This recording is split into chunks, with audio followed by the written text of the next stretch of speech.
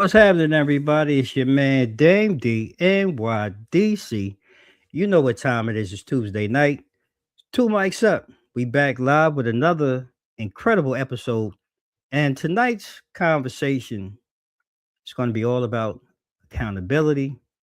We have an amazing guest that's really doing, I would say, God's work. It's life changing, and it really helps really take a deep dive and look at ourselves and look at the things that, or not the things, but the habits, the toxic habits that we have, that really hold us back and really deny us or stop us from elevating ourselves to reach our own greatness.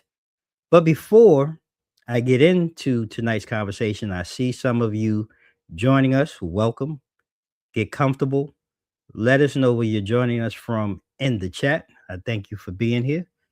But I want to do a little housekeeping before we get started. I want to take a moment to thank our sponsors for supporting tonight's show, our friends over at 94 Media House. So I'm going to go ahead and run this brief commercial. Don't go anywhere. We'll be right back on the other side and get into tonight's great conversation. 94 Media House specializes in transformative digital design that elevates your brand to new heights. Whether you need stunning graphic design, impactful branding, or a captivating web presence, our team is here to bring your vision to life. Join the ranks of successful businesses that trust 94 Media House for their digital design needs. Let's make your brand unforgettable. Contact us today.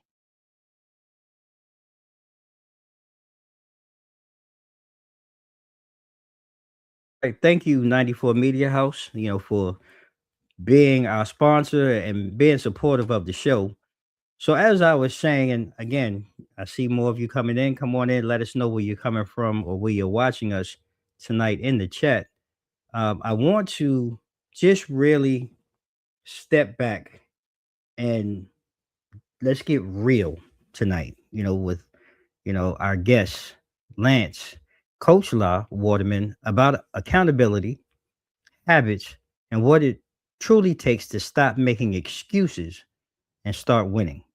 Now tonight we're gonna dive into this gentleman's book. It's really, really an awesome read, and we're going to talk about how you can go out and get a copy, and really work towards these toxic habits that we all tend to have somewhere along the line. But I want you to walk away with one thing from tonight's conversation. Coach La's message, it's bold. His book is powerful, and his approach to growth is something every listener, male or female, can take something from. And that's what I want you all to get tonight. So without further ado, ladies and gentlemen, I'm going to welcome Coach La.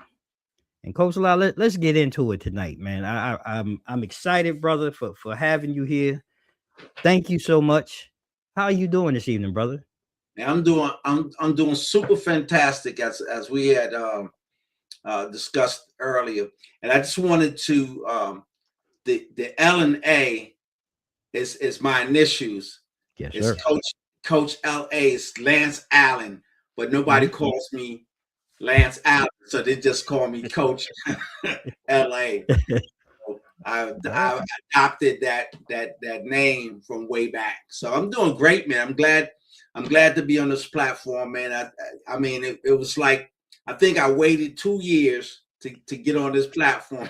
That's how this platform two mics up is stacked. People are kicking the door down to get on this platform, so I'm glad I was able to do it. Hey, man, I appreciate that, man. Thank you.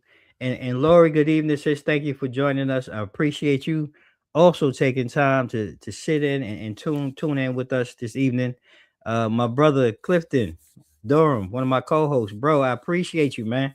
Two mics up, family. Yes, we in the building. Thank you for taking time. I know you busy, but I appreciate you tuning in, cuz I really do. But Lance, you spoke of that, right? Coach LA. Let's get into, because without any real story, we have to go to the beginning of the story. So I want to allow you, Lance, to take a moment, introduce yourself to our audience, and give us some history about who you are and how we ended up here today talking about your book and the work that you do. Absolutely. This journey started in 1976. I became a summer youth counselor, and from that point, that time, I just knew that this was what I wanted to do. And so before they called it life coaching, it was called mentoring. And so I Hmm. got into mentoring at such an early stage of my life, because even back then I saw how our people, it was a pretty much a minority neighborhood, neighborhood that I grew up in, and so we didn't have a lot too many Caucasian people. So I saw a lot of Hispanics and African Americans, um, youth and older people, just get stuck on things, and I wanted to do something about that. And so during the years after that, even in school, it really shaped who I was and what I wanted to become in terms of being a life coach and who I am today. So it was that one word, deciding.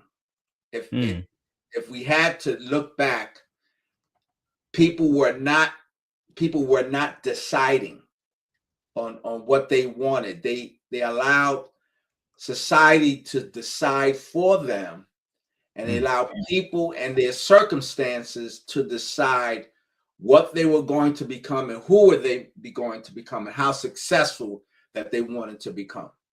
mm. Well, I So mean, that's it's decision making. I, first of all, I have to say, just when you said the expansive amount of time, this was really my initial, look. I was beyond shocked of, the breadth of work that you've been doing. And then to talk about specifically, coming up in a neighborhood where you didn't see a lot of other options, and to work with those who look like you and I, like how, because as you grow and as we grow as men, life leads you into a world that's a little more vast than our community, coming Mhm. up, because you from New York as well, and having that, and over time, what has that really change, or like what has that changed any of your viewpoints from early on to where you are now? Because the world too through that time has changed. So what reflection or what things have you seen change, and how has that impacted you in the work and how you deal with your clients, and dealing with speaking engagements, because that's had to change and evolve over It, time. it, and D, thanks for that question. Um, Hmm. in my book, I wrote about self doubt, uh, because at the age of 12, my father took me to what was called North Bronx. I mean, it was called North something General Hospital, joint Hmm. disease.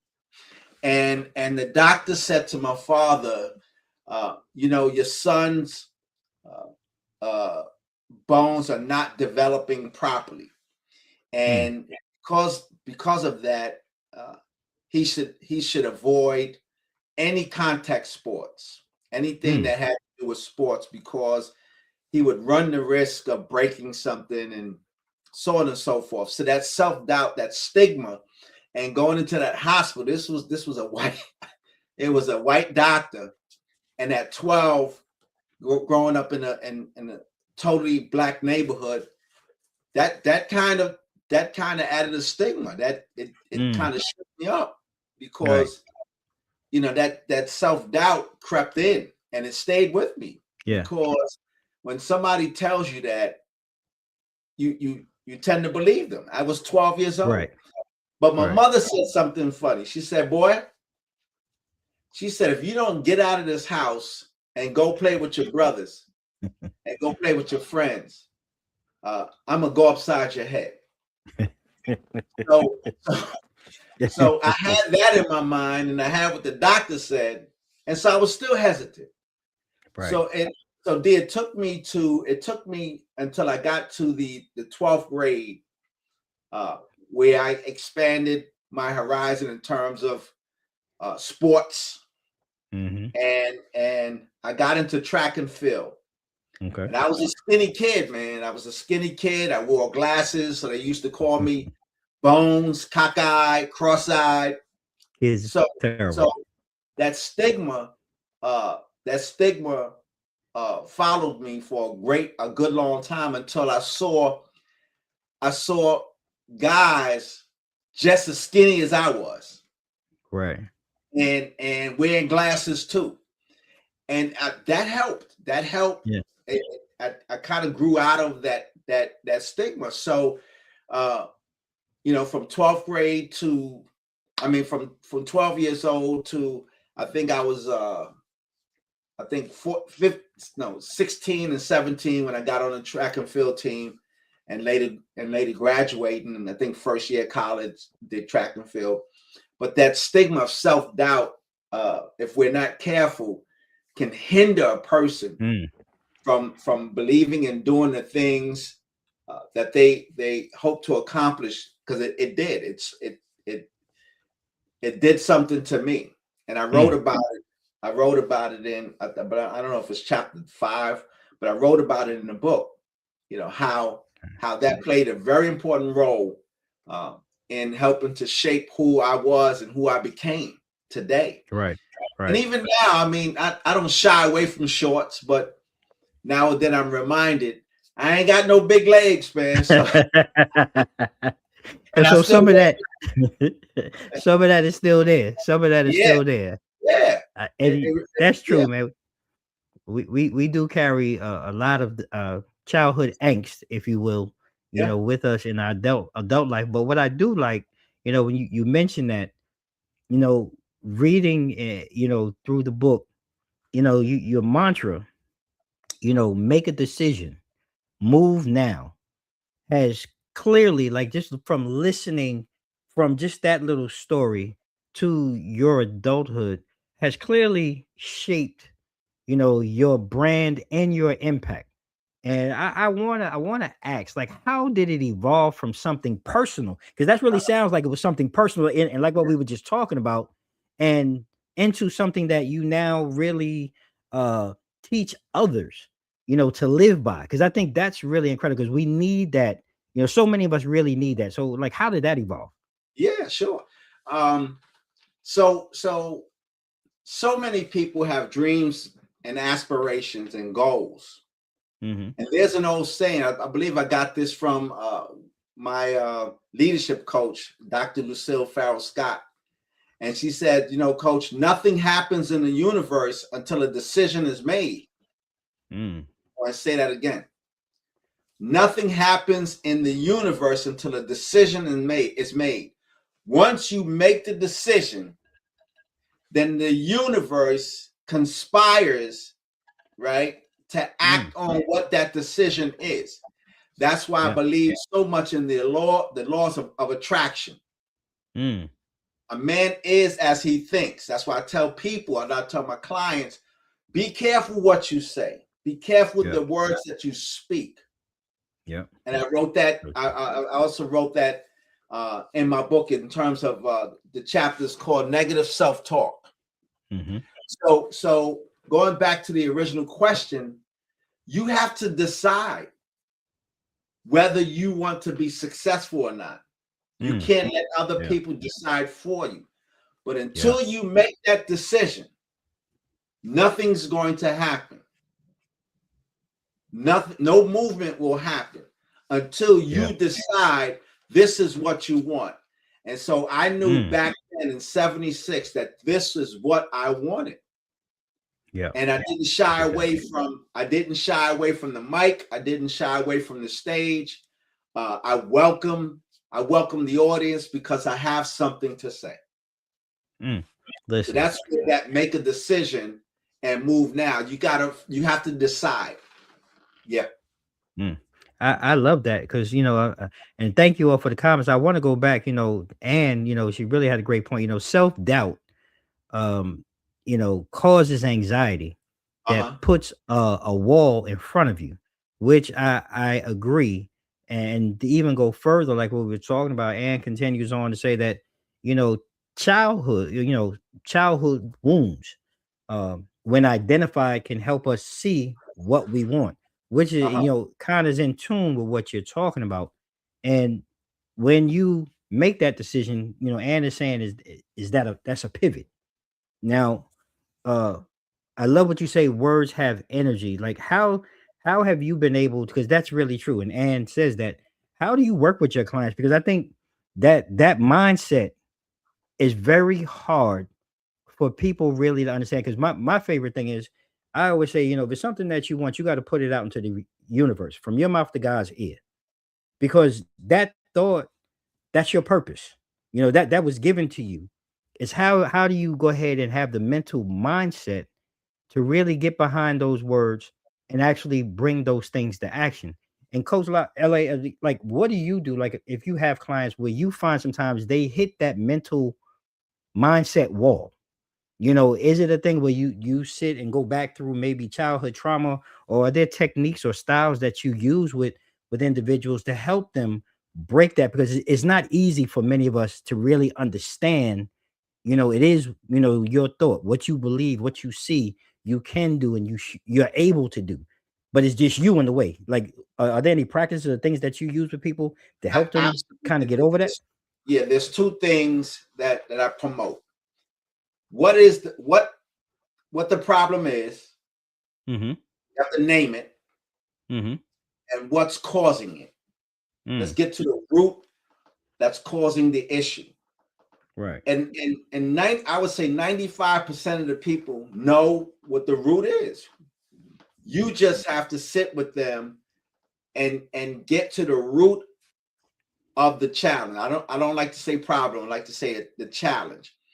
And Okay. oftentimes when you do that, see, as a life coach, my job is not to steer the car. My job is to get into the passenger seat and make sure you get there, that you don't veer to the left, veer to the right, or try to take a shortcut. And so you have to know, you have to pinpoint the challenge in your life. Once you pinpoint the challenge in your life, then you have to know what's causing the challenge. You see, my self-doubt stemmed from osteoporosis. That's the degeneration of the bones. That doctor told me at the age of 12. So so I knew that was I pinpointed that being the what it was and what was causing that stigma. You see, Right. so a lot of I would like to say that people can pinpoint. They just need an assistant, like an and one. You see, they need an you. And so, as long as you can help to cultivate the help and help them in that direction, then they say, "Oh, I got it now. I didn't know. I wasn't clear on it back then, but I'm clear on it now." See? Listen, my father, at 16, decided that alcohol was going to be an issue for him in his life. And as a result of that, the family was challenged, and he eventually left the home, and we lost the house at 16. Wow. I went to live with my uncle as a result of that, and going into the last year of school, that helped shape who I was going to later become as well, because Right. my mother had 5 kids in school at the same time. Right. And so I wrote about that in terms of getting into trouble for money purposes. And so I knew that was a challenge. I identified it, and once I identified it, I knew what it was causing. Right.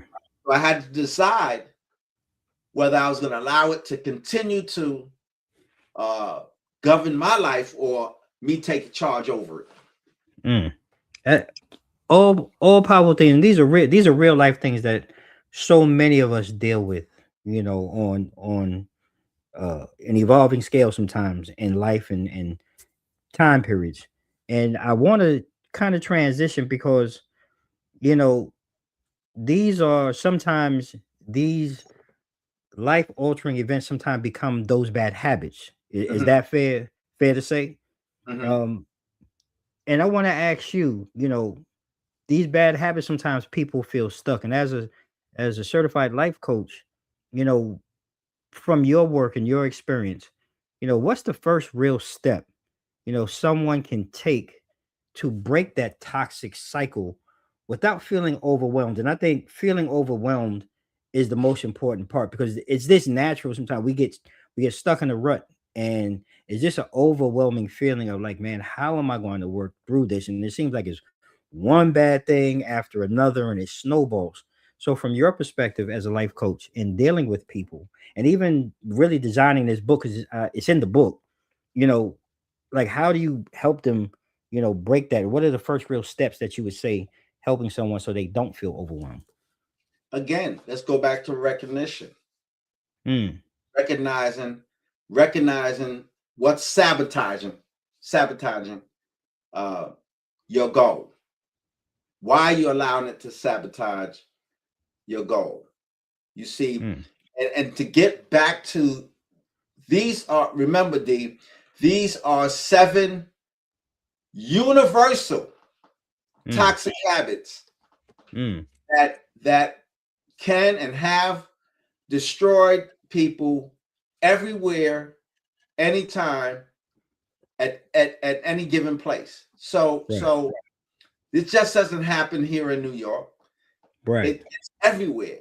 People are delaying gratification, delaying their dreams.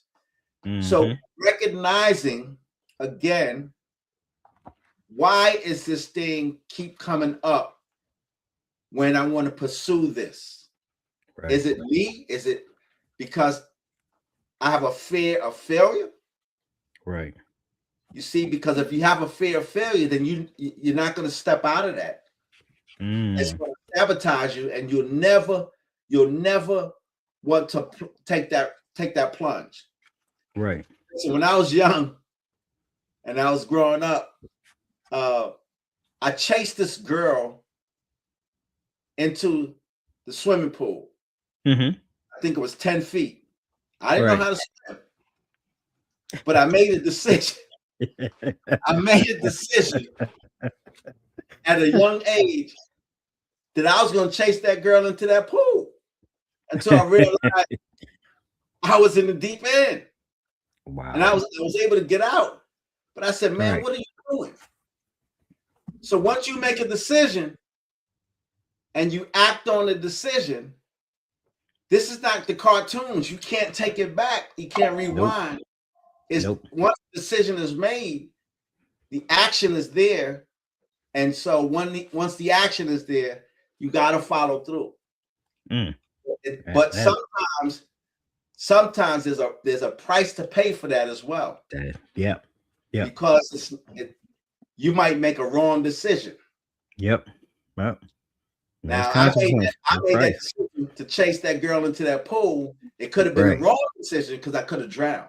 You could have drowned. That's right. You see, that's I wasn't thinking about that. No, yeah, and I want to take a second, like, for those, when we're gonna get into this right now, you did say that these habits, or these toxic habits, are universal. So could you just take a minute and just kind of, for our viewers, who are here with us live and those catching us on the playback, can you just kind of highlight those 7 that are universal to all of us? Because I think a lot of us overlook that. Absolutely. So my first universal toxic habit is my favorite. This is what this is really the platform of it was distractions. And the next one is excuses. The next one is after that is laziness. Right. The next one is negative self-talk. I believe the next one after that is procrastination. I believe the 6th one is self-doubt. And the one that we all know about is time management or poor time management. So these are 7 universal toxic habits, which are dream killers everywhere at any given point of our lives, happening to everybody. Right. So we're not uniquely different from the other person. People are going through these 1 or 2 or 3 of these habits.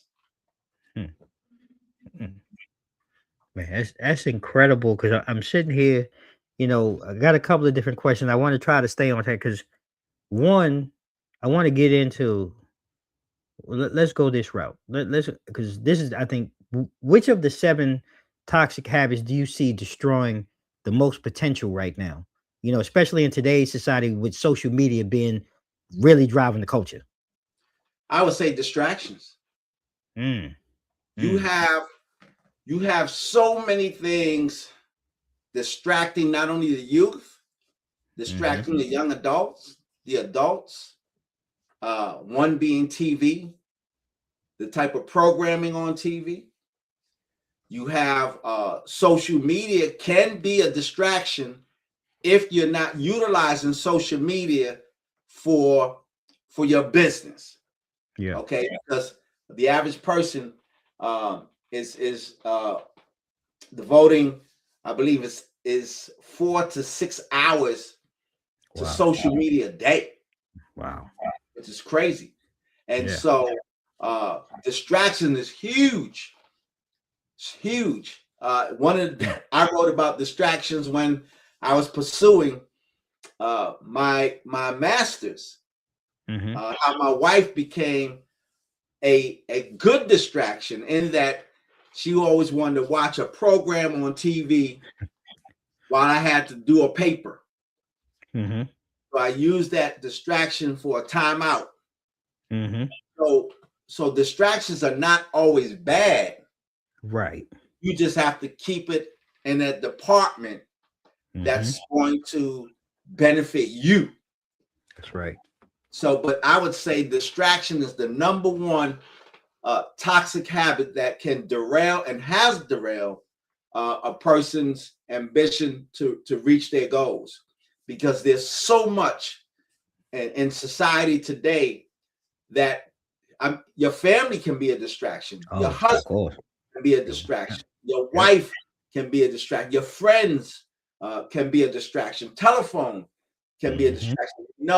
When driving, telephones, is a distraction. American, I believe, safety has said a lot of crashes happen because people are distracted. Don't you know? And I tell my wife this all the time.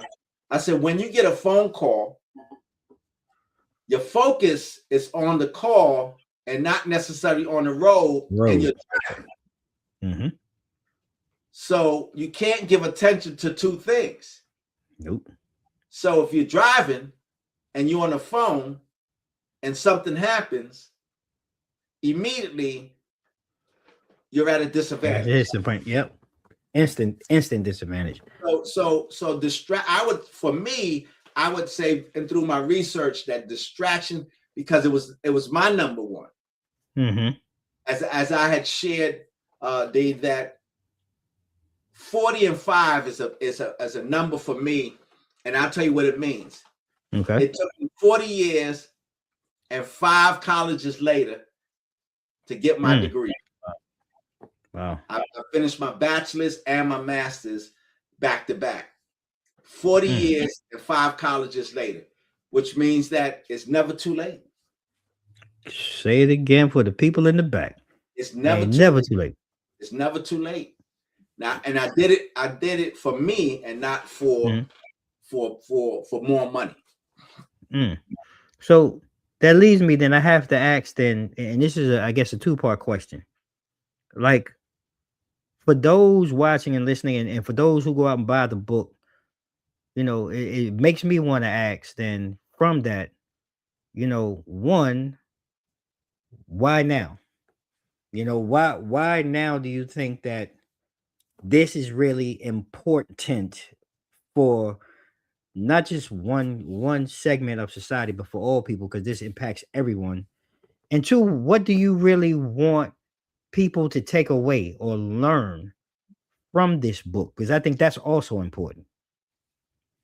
Okay, so your first question is why now?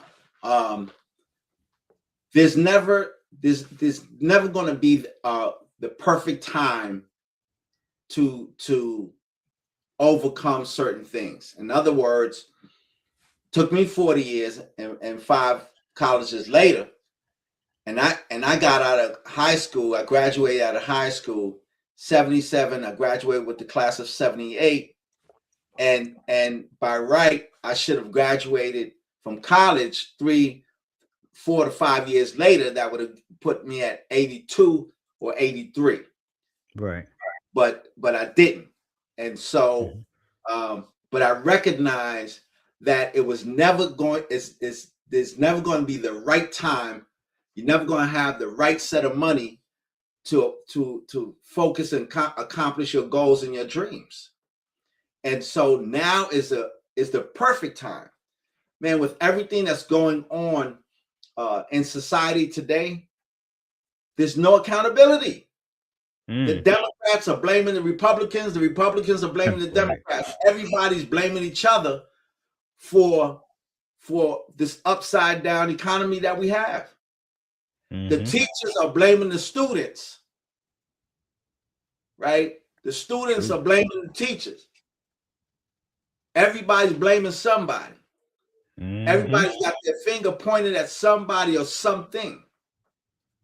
But until we understand, say, you know what, we got to get to the crux of this challenge right now. Right. We got to stop blaming and start doing. Mm. So now is a good time because It really. everybody's facing something at any given point in time. Mm-hmm. This is not an isolated incident. These habits Right. are affecting everybody, at least 2 or 3. I was at a book release, and these 2 young ladies were laughing, and they were saying, "Oh yeah, I can identify with 3 or 4 of them." Mm. So I said, "Why aren't you buying the book?" Back. So if Back. you identify with 3 or 4 of these challenges and you're doing nothing about it, Mm-hmm. that makes no sense. None whatsoever. None whatsoever. So And it's a good time than any time. Now is a good time. no, it's the perfect time, and I mean that's why I asked, because just listening and talking and conversing, like there feels that there's a buildup, and I had to ask that because I do feel, don't wait. Now, as Lori said in the chat in the comments, this is your coach in a book. Coach in the book. And if you can identify with these things that we're talking about, why not go out and get yourself the help and the assistance? Because this is a good starting place. And now you have an authority, ladies and gentlemen, that you can reach out, or if you know of someone in your family or in your circle who may need this type of assistance, you can reach out. This is what this is all about. That's And right. we're trying to bring this to you as not only as knowledge and a tool, but this is a resource. And Coach Lodge really kind of steering us to where I'm looking at from those things, because a lot of this also deals with, let's just call it what it is, success. Many of us are in a place where we're chasing success, but we constantly hit, these invisible walls, our own walls, our own dream killers, as you say. But what is, something that somebody from your book, because again, and yes, ladies and gentlemen, this is about the book. I want you to go out and buy the book. But what can someone take from your book that could, I don't want to say immediately, but can help them unlock that process in their pursuit of success? You have to be determined, man. I mean, the bottom line is you recognize the challenge. I Mm-hmm. don't like to say problem. I'll substitute the word challenge with problem. You recognize the challenge. Mm-hmm. Now the question is, what are you going to do about said challenge? Mm-hmm. Either allow it to continue, or or start doing something that's going to help alleviate the issue. Right. Now, it's not going to happen overnight. Mm-hmm. These I give you practical solutions in after every chapter. There's a workbook, and recently Mm-hmm. I developed a card for the workbook. I mean, for the book, that says after you read the book and you still want to do something about it, enroll in my boot camps. I got a boot camp coming Mm-hmm. up in I believe it's June the 6th on distractions. Okay. And Mm-hmm. so somebody might say, hey, I read the book. What's next? I have these challenges. I want to overcome these challenges. What's next? Well, you roll in my 4-week boot camp, and then we take it from there. So Mm-hmm. so you have to determine what it is that you want after you've identified that challenge, that toxic habit that's holding you Mm. back. Because I love it. let's face it, you might be dealing with excuses, procrastination, and time management. Guess what? They all interface with each other, Mm-hmm. right? Right. They do. If you think about the 7 deadly toxic habits, they all interface with each other. Mm-hmm. This is why Mm-hmm. it's easy to fall prey and say, "Man, I got to deal with at least four of those 7 toxic habits." Mm. I love that, because for me, like in the book, I want to say it was chapter 3, and I want to say it was something. I want to say you opened the chapter with something about laziness, Yep, being the silent thief, I believe, that's silent thief. of dreams. That's right. And I think that's important, because I think laziness kind of falls into uh when you hit these roadblocks, and you just give up. And laziness to me is a form of giving up. And can you talk about that? Because then you go into, like, not just the physical, but the mental. Like, there's a whole lot in that chapter that I think is powerful for a lot of people to really pay Uh-huh. attention to and work through. Uh-huh. There's a psychology of laziness. And Mm-hmm. so I wrote about laziness because I have a lot of siblings, but I Mm-hmm. spoke specifically about my brother Rory in the Mm-hmm. book. I mentioned his name, and I said he was a mama's boy, and Right. everywhere my mother went, he wanted to go. Everything everything that we were supposed to do, he Mm-hmm. didn't do. And Mm. so Rory was the crown meaning of laziness out Wow. of all of my siblings. Wow. And so, but I understood laziness to be partly psychological, you Mm-hmm. see, but he overcame it. And I tell people how he overcame his laziness to become one of the premier sought after estimator in New York City in the construction industry. He's a genius Mm, today. right. So laziness didn't hold him back. That probably was a springboard for him to move forward. You see, Mm, because he overcame something that was problematic in the beginning, but realizing later on in life, man, I gotta do something about this. wow. Wow. Look, that's incredible. And I want to say, I apologize to our friends on Facebook. I don't know what happened. I think we dropped the live stream, but we're back. We're here. So I hope you're coming back in. I apologize that technology, like they say, can't live with it, and we can't live without it. So these things happen. Right, right. So apologize for that. But those are great points. And Coach La, I want to transition Uh-huh. to you've coached now and spoken, and now you're an author. With this book, um, what impact would you want the seven deadly toxic habits, dream killers, to have on someone's life? Let's just say within 6 months to a year of one, actually purchasing and buying your book? Wow, that's an interesting question because um I'm having that impact even now when people are Oh, reading the book and they said, "Man, that information that you gave me in chapter so and so was great information," because you never know what a person needs until you present it to them. right. See, and so recognizing that these seven deadly toxic habits are universal, I could go in between them and weave them together and say, okay, Mm-hmm. I recognize that this can be one of my toxic habits that's sabotaging your goal. You Yep. have to recognize the patterns in real time.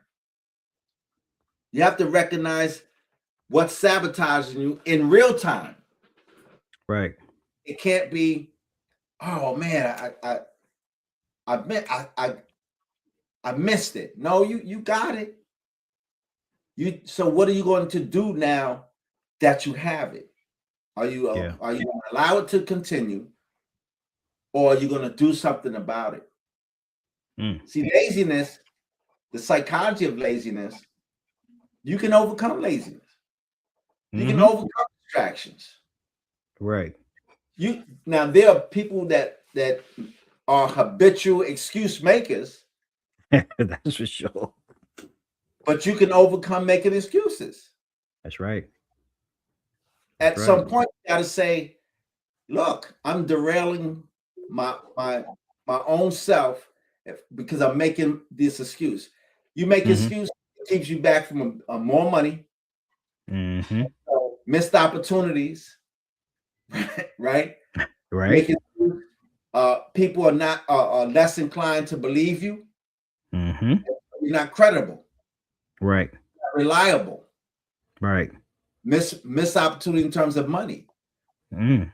Mm-hmm. Don't if you continue to make excuses, Mm. you see, and then Yep. time management fits all right on in there. Mm. You talk about, even like now, it just makes me think, like, I want to say in the book, I don't remember what chapter, but one of the takeaways I think you had mentioned was about, having awareness and how awareness is power. And like, I guess, like, how do you help people recognize that? Because sometimes people, like you say, you make excuses, we're lazy, but a lot of times people just don't have the self-awareness. So what conversation, do you have? Because I agree with that, and I don't remember what chapter that was, but I do remember reading, and it just stood out to me. Mhm. Because if you do not take the time, one, to put in the work, but then create this self-awareness about, who you are, what your purpose is, you have to recognize these things. So how do you help people recognize that? Because knowledge is power, you have awareness, that's power. And I think those are foundational for me, from my perspective, and where I am and what I'm doing. But how do you help people work to get to that point? Because so many of us are just so unaware of everything because of what we're talking about, these deadly habits and these toxic deadly that really kill our dreams. How do you work with someone to get them to really understand awareness and what they're doing? Because I think that's critical. Right. So sometimes there's a pattern to people's excuse making. There's a pattern in real time to people's time management, and my wife can vouch for this. She and I are two different individuals, and when it comes to time management, right? I'm so time management focused.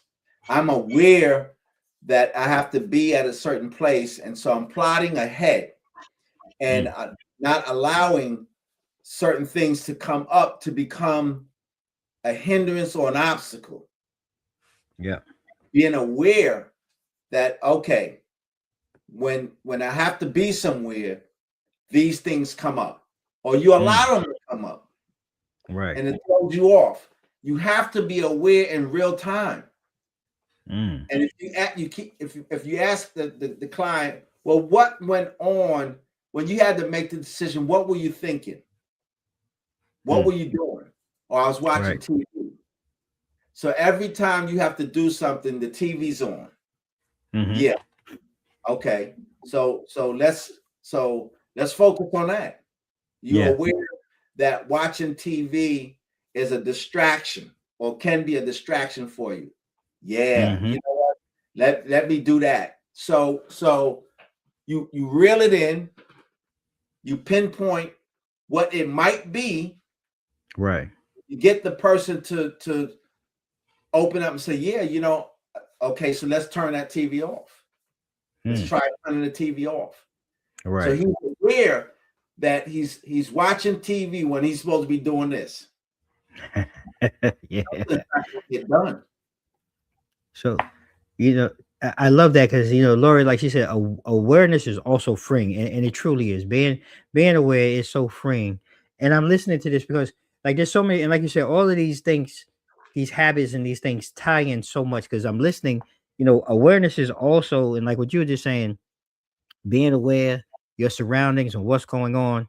But would you consider that also a part of like procrastination? Because you also talk about like in my mind, just from the things that I read, procrastination is one of those things that I think you said it was something about a delay that matters the most. Yeah. And so it's not just about putting things off, right? And it's really about trading what matters the most for doing something that's simple or easier for me to do instead of putting in the work. Now, how important, because I thought that was very key too. Like, how do we really help someone really understand? You're really trading off time so that you don't have to face this monster or this thing for you to get over that next hurdle. So how do you work with people to get through that? Because that was a really great wordplay in my mind. So I'm like, sometimes I'm sitting there even for 2 mics up.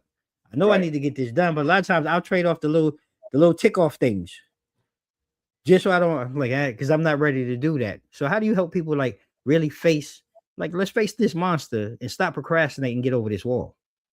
So one of the things I do, and maybe I shouldn't say this, but I'm gonna say it anyway. I'm not big on long-term goals. I'm gonna explain why.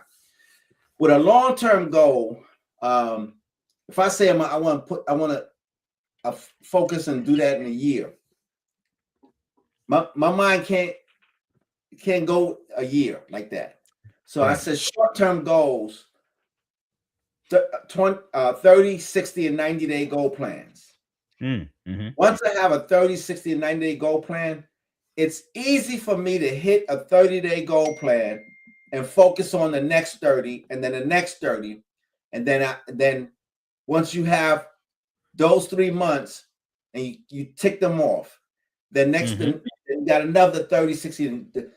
All of a sudden, you've accomplished more than you thought you could in a year's time using the short-term goal format. Very good point. And a lot of my clients, they know that I focus a lot on short-term goals. I tell them, I said, why are you putting this off when you know it has to get done? Yeah.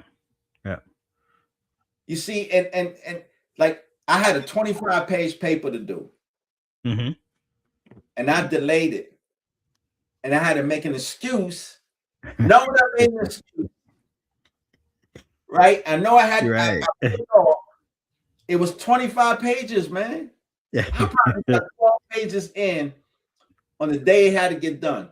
But my professor recognized, he says, okay, I'm going to give you another week. Mm-hmm. Delayed gratification, knowing it had to get done. Right. And I put it off anyway. And look what it cost me. Yeah.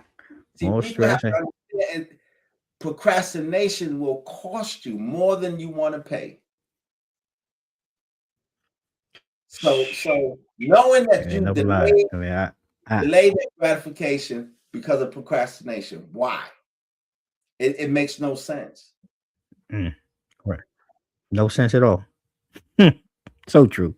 So true, brother. Look, Coach La, Coach LA, we've come to the back half and we're coming to the back end of this hour that we've spent just really diving into the book. And as we close, I do want to take a moment just to ask you, because there's a second part to this, ladies and gentlemen. If you're watching live or you're watching this on the replay, or if you're streaming this, across your favorite audio, Spotify, wherever you like to listen to Two Mics Up, Coach La has the book tour. He's going to be here in the DMV area, ladies and gentlemen. Yes, so I want to allow you to take a few moments, talk about the upcoming tour. Where can people come out, meet you, greet you, buy a copy in person, and all of the great things that you have going on? So take a moment, Coach. Absolutely. So if you want to get a copy of this coaching book, you can go to my website, www.coachingaccountability.com. Click the link and get a copy, or you can go directly to Amazon and get your copy there, but it won't be signed. Again, you could go to my website, which is www.coachingaccountability.com, and get your very own copy. I'll sign it, send it off to you. I will be in the DMV area May the 23rd at the Ashland Conservatory. I believe that's in Manassas, if I'm not mistaken, from 12 to 4, answering questions, living the dream, signing autographs, man, just being among the people, loving on the people, man, showing the people some love. And then I'll be back here in Somerville, South Carolina, I believe in June. And then I'll be in New York in July, I believe July the 18th, location unknown as of right now. But if you want that copy, go to my website, get that copy. If you want to meet me in the DMV area, I'll be in Virginia on May the 23rd from 12 to 4 at the Ashland Conservatory. It's the clubhouse, as we would call it. Signing books, man, talking about life, talking about what inspired me, and just being among my people, man. Great, being thankful and thanking you, dear. I hope to see you out there, man. Oh, yeah, definitely, man. We're gonna make a trip. We're gonna come out and support. We'll make sure we put all of that in the show notes, and we'll continue to support. And we'll go ahead and do some posts, social media posts. Man, we'll get it out to the people here in the DMV. Please, also take a moment. Let them know, man, your social media, man. Where can they find you at? On your social media. Man, I am on LinkedIn, Coach LA. I'm on Facebook, Coach LA Speaks. I'm on Instagram, Coach LA Speaks. I'm on TikTok, Coach LA Speaks. Everything is Coach LA Speaks. I'm on YouTube, getting ready to promote that channel, Coach LA Speaks, as well. So I'm easy to find, man, not hard to find. I think people run away because they don't want accountability, but I seem to chase them down with accountability. So thank you, D. Hey, my pleasure, man. It's been an honor and a privilege to have you here, tonight to share your work. Make sure, Absolutely. ladies and gentlemen, you follow Coach, online and social media, everything. You can find him, Coach LA Speaks. Go out and share this information with someone in your circle. If you know someone who seems to run away from accountability. And here we have it from Lori in the chat. Thank you, Lori. We will go ahead, like I said, and put that in the show notes. You Mhm. can come out on May 23rd, come out, support, chop it up with Coach. Get yourself a signed autograph book, take some pictures, have some fun, man. Just doing what we do each and every day, man. When we get together, it's nothing but love in the family, nothing but love in the community. And this is what we do here, Two Mics Up. Before we go, ladies and gentlemen, I also want to take a moment to just kind of go through a couple of other things. Two mics up. We will be back next week. We'll be talking everything about the NBA playoffs. We're going to talk a little championship run now as we're getting down to the finals, Eastern and Western Conference Finals. We seen the Lakers take a loss recently. Unfortunate sweep for the Lakers. I'm gonna shout out my Knicks doing what they do. Another sweep, taking care of business in Philly. We're looking at Cleveland and Detroit still going. OKC, man, they're looking strong. We still waiting to see what goes on with Wemby, his Spurs, and the Timberwolves. And thank you, Lord. May 23rd, 12 to 4 p.m. Come on out, have some fun. And lives in New York City. But he will be in New York, and he did say he will be in New York. So stay tuned for that. When we get the dates, we will let you know. And I thank you, Ann, for tuning in, faithful follower and supporter of the show. We'll make sure we put that in on LinkedIn. And if you want to go ahead and get a copy and you want to sit down and talk with Coach, you'll have an opportunity to do so. And I hope it's near wherever you are in New York City and that Amen. you can make it. So thank you again, Ann. Like I said, we'll be back next week. Myself, Clifton Durham, my co-host, Big A, Sam Adams. My brothers out doing what they do in the community and doing the work that they do. Not here with me tonight, but we also appreciate them for their work and support that they do each and every week. I'm just going to drop these comments. I see a couple of more coming in.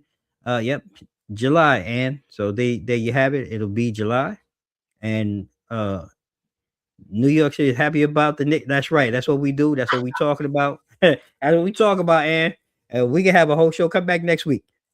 We'll have plenty to talk about our Knicks. Exactly, go Knicks, and yes, I promise you, we will let you know about the book tour as well. Coming to see you. Uh, and as I was saying, if you are new new to Mike's Up, I don't know how, but make sure you go out and subscribe. You can go ahead and like us, IG, Facebook, Twitter, X. You can subscribe, become a follower. Join the Two Mics Up tribe, become a Mike Scriber. We really appreciate your support. I mean, things are really exploding on YouTube. Our last month has seen us explode with over 12,000 views with our shorts and things like that. Our viewership is really taking off. So I thank you all for continuing to support. Thank you so much, Lori. I appreciate you. Uh, couldn't do this without Coach. And the friendship and the family and the Amen. fellowship goes beyond just Two Mics Up. This is That's right. something in the making. This goes back to, I don't know, what do we call it, table 7 or table 13 or whatever it was many, many, many, many Yeah. years ago. And so all we're doing is continuing on with that. And yes, and I will connect with you on LinkedIn. Not a problem at all. I look forward to continuously talking to you. And like we do, ladies and gentlemen, before we close, I just want to take a minute to just kind of leave you with a closing thought, and some closing remarks. Coach LA, I really appreciate you, brother, for joining us, like I said, and really dropping, that wisdom and sharing, your breath of work, that you do each and every day with so many individuals that really need this type of guidance and help. And To everybody tuning in, I just want you to remember one thing, or just remember this if you can. Accountability is the first step, but action is what changes everything. Mm-hmm. Don't just hear the message, live it, apply it, and let it push you toward the next level. I'm Damon Cunningham, and this is Two Mics Up. And you know how we do at the end of each and every show. Ann is asking, before we go, how do you get on the show, Ann? You can go to our website. You can go to www.2micsup.com. You can go ahead, hit our contact information, and we'll sit down and we'll talk and we'll go through, your body of work. We're always looking for, we'll talk about anything and anyone because that's what this platform is for. It's for us, for our community. So you're more than welcome. Yes, everyone is connected in the world, and I look forward to it. And yes, Lori, that table and that day, because that was a whole day. And well, ladies, that we had to get you that story because that was monumental. A whole day of fun, family, and friends just sitting at a table in a restaurant. Table 13. We closed. Yeah. I think we opened then closed the place. To be honest with you, but Right. it was a great day, and great memories, and lifelong friendship. So couldn't ask for more. So as we close out, if you want to follow me, I'm Damon Cunningham, and this is Two Mics Up. You can follow us on our social media, IG, Facebook, X, YouTube, at Two Mics Up. We're a 4-time award-winning talk show. Sometime in the near future, hoping to go ahead and make that 5. And like we do each and every week, we sit down, we have real talk, some of the dopest guests around, people that are really shining in our communities that don't get the highlight and the talk that they deserve. But we hope that we do a great job of bringing that to you each and every week here on Two Mics Up. So I want to thank you. And like we do at the end of each and every show, ladies and gentlemen, I want to leave you with 3 things. May you all stay safe, stay blessed. Mics out. Right. 007.